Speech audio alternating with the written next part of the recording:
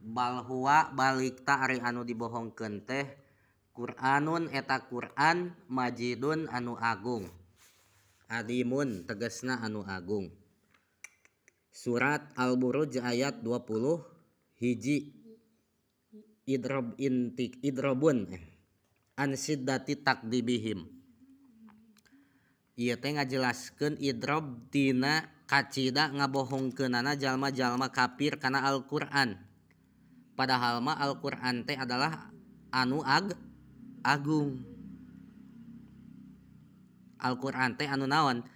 Anu agung, mukjizat nomor hiji nu dipasihkeun ku Allah ka Kangjeng Nabi Muhammad sallallahu alaihi wasallam. Jeung deui Al-Qur'an teh la raiba wala syakka fihi.